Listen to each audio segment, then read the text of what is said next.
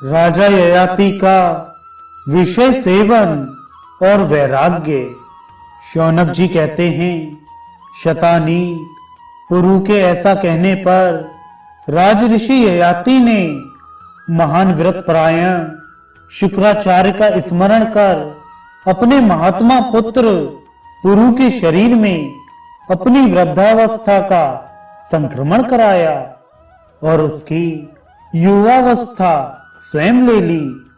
नहुष के पुत्र नरश्रेष्ठ ययाति ने पुरु की युवावस्था से अत्यंत प्रसन्न होकर अभीष्ट विषय भोगों का सेवन आरंभ किया। उन राजेंद्र की जैसी कामना होती, जैसा उत्साह होता और जैसा समय होता, उसके अनुसार वे सुखपूर्वक धर्मानुकूल भोगों का उपभोग करते थे। वास्तव में उसके योग्य वे ही थे।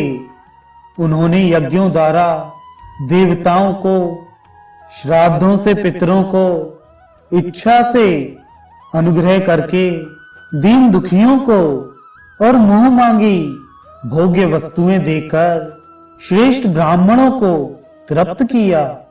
वे अतिथियों को अन्न और जल देकर वैश्यों को उनके धन वैभव की रक्षा करके, शूद्रों को दया भाव से, लुटेरों को कैद करके तथा संपूर्ण प्रजा को धर्म पूर्वक संरक्षण द्वारा प्रसन्न रखते थे।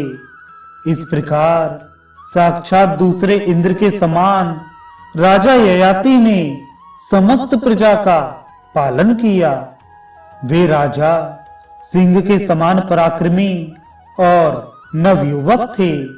संपूर्ण विषय उनके अधीन थे और वे धर्म का विरोध न करते हुए उत्तम सुख का उपभोग करते थे।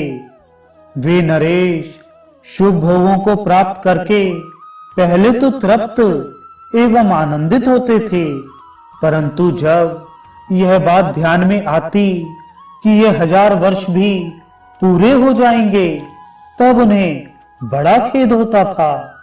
काल तत्व को जानने वाले पराक्रमी राजा ययाति एक एक कला और काष्ठा की गिनती कर 1000 वर्ष के समय की अवधि का स्मरण रखते थे।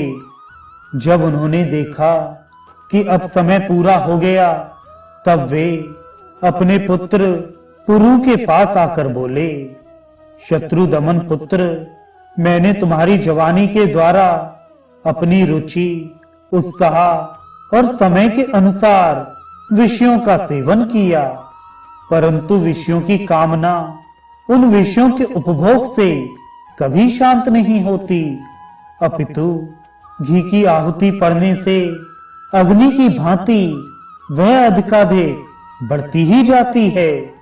इस पृथ्वी पर जितने भी धान, जौ, स्वर्ण, पशु और स्त्रियां हैं, वे सब एक मनुष्य के लिए भी पर्याप्त नहीं हैं। ऐसा मानकर शांति धारण कर लेनी चाहिए। पुरु, तुम्हारा भला हो, मैं प्रसन्न हूं। तुम अपनी यह जवानी ले लो, साथ ही यह राज्य भी अपने अधिकार में कर लो, क्योंकि तुम मेरा प्रिय करने वाले पुत्र हो।